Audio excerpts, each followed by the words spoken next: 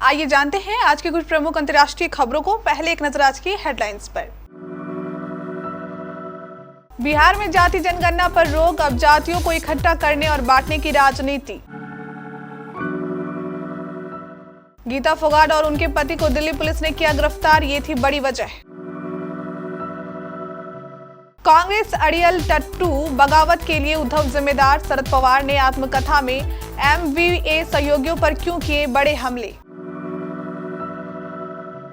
नगर निगम चुनाव में हार से भाजपा को फिर झटका, सियासी रणनीति में चूक। सावधान, आ रहा है साल का पहला चक्रवात, मौका अगले 5 दिनों के लिए अलर्ट।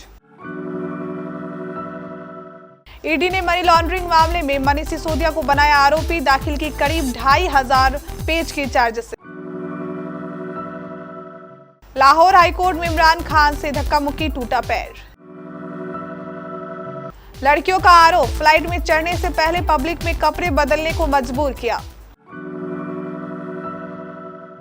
सुशांत सिंह राजपूत की film MS Dhoni the untold story थिएटरों में फिर हो रही रिलीज, अगले वीक रहे तैयार। और आखिरी ओवर का चमत्कार, चल गई कप्तान नीतीश राणा की ये चाल और हो गया कमाल। भारतीय राजनीति हो या चुनाव, इनमें जातियों का बड़ा महत्व होता है। राजनीतिक पार्टियां या नेता जब कहते हैं कि हम जातियों को इकट्ठा कर रहे हैं, तो हकीकत में वे उन्हें बांट रहे हैं। धर्म, जाति और समुदायों को बांटने का ये सिलसिला अंग्रेजों के जमाने से चला आ रहा है। जब जरूरत पड़ती है इन्हें ठोक पीट कर एक कर लिया जाता है और जरूरत के अनुसार ही इन्हें फिर से बांटने में सारी ऊर्जा झोंक दी जाती है। ताजा घटनाक्रम बिहार का है। नीतीश कुमार की सरकार वहां जाति जनगणना करवा रही है। आने वाली 15 मई को ये काम पूरा होने वाला था, लेकिन ऐसा फैसला आया है कि अब जाति जनगणना को रोक दिया गया है।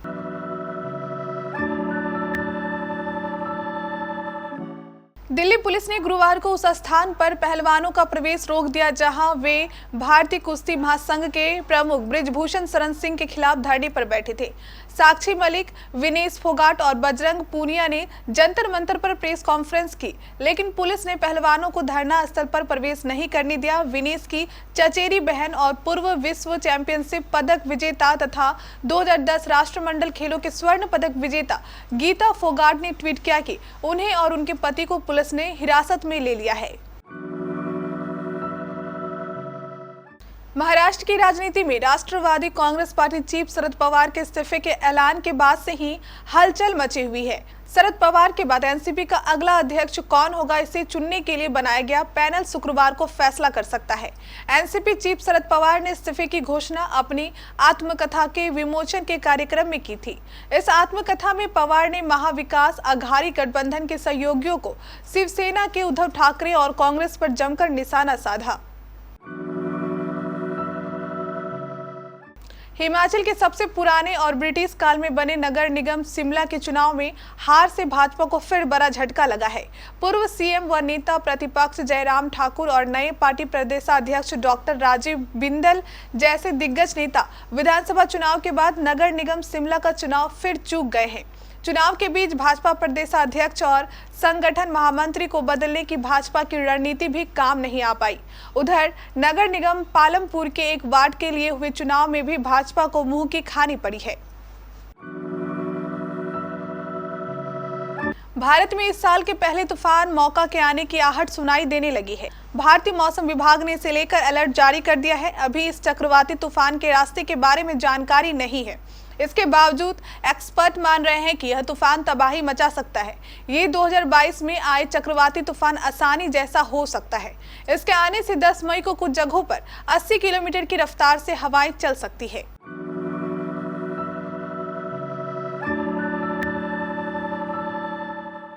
दिल्ली आबकारी नीति से जुड़े मनी लॉन्ड्रिंग के मामले में प्रवर्तन निर्देशालय ने गुरुवार को चार्जशीट दाखिल की।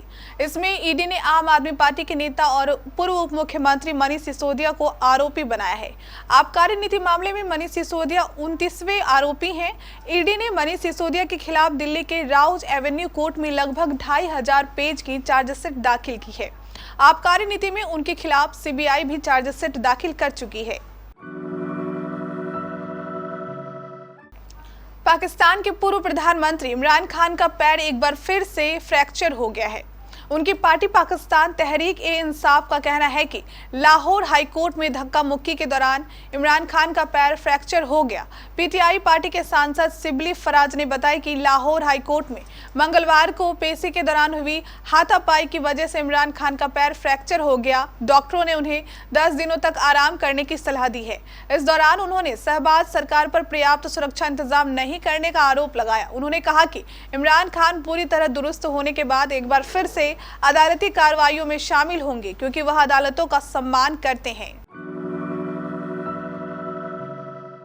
इन्होंने कहा कि एक एयरलाइन कर्मचारी ने इन्हें पब्लिक में सबके सामने कपड़े बदलने को मजबूर किया है।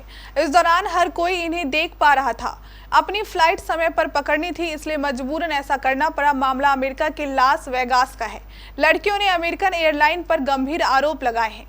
इंडिपेंडेंट यूके की रिपोर्ट के अनुसार क्रिसी मायर ने घटना की जानकारी ट्वीट करके दी है।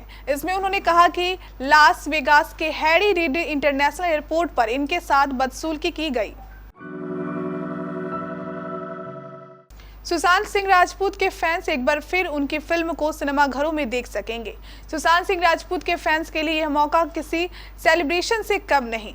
नीरज पांडे द्वारा निर्देशित महेंद्र सिंह धोनी की biopic film MS Dhoni the untold story को लोगों ने काफी पसंद किया था।